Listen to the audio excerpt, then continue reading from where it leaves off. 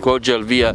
un'opera attesa da tanti anni, dove la città di Agrigento ha parecchio sofferto. Sì, oggi ripristiniamo il collegamento tra Agrigento e Favara con questa opera che oggi viene ridata al traffico e quindi ai cittadini, testimonianza del rinnovato impegno di ANAS per la manutenzione in particolare delle infrastrutture e delle opere d'arte, ponti e viadotti. Ecco, sono previste altre iniziative, impegnarsi sul recupero di tante zone che attualmente sono abbandonate, a cominciare dalla Caltanissetta Agrigento, Canicattì, tante zone. Sicuramente ANAS ha avuto negli ultimi anni importanti investimenti per la manutenzione, i 30.000 sono i chilometri di strade che gestiamo a livello nazionale,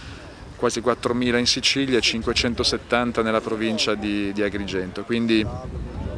questa importante mole di infrastrutture ci impone la massima attenzione manutentiva e per questo gli investimenti sono finalmente arrivati in maniera importante.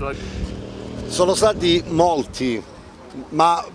ci tengo a precisare che potevano essere pure di più. Ora qui non è che si devono prendere ringraziamenti particolari, però certamente c'è da dire che se questa cosa è avvenuta perché c'è stata una grande attenzione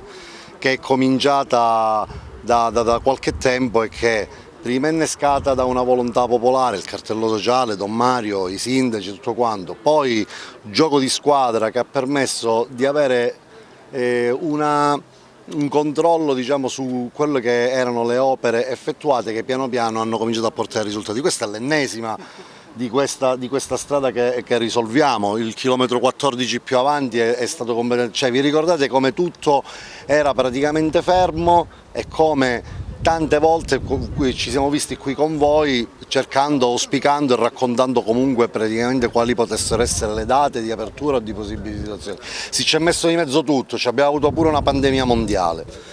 Ora comunque qui finalmente abbiamo scritto la parola fine a quella che io non faccio fatica a definire una grande vergogna, certamente, perché si è perso davvero troppo tempo, però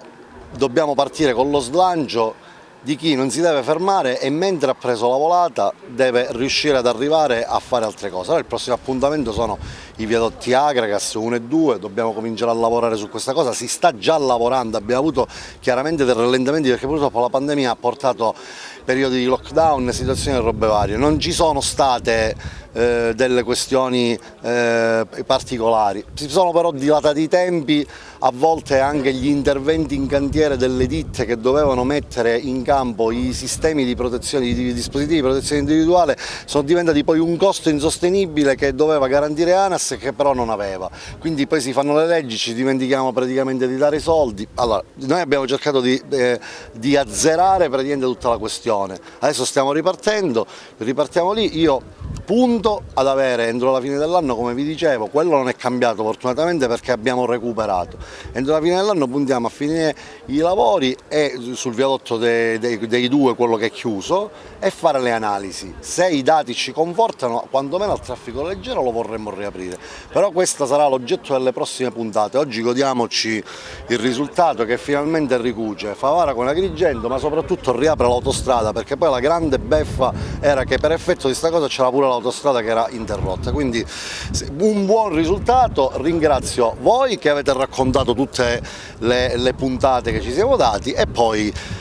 Don Mario innanzitutto, che è una guida non solo spirituale a questo punto ma anche nelle infrastrutture, è diventato un prezioso elemento. E poi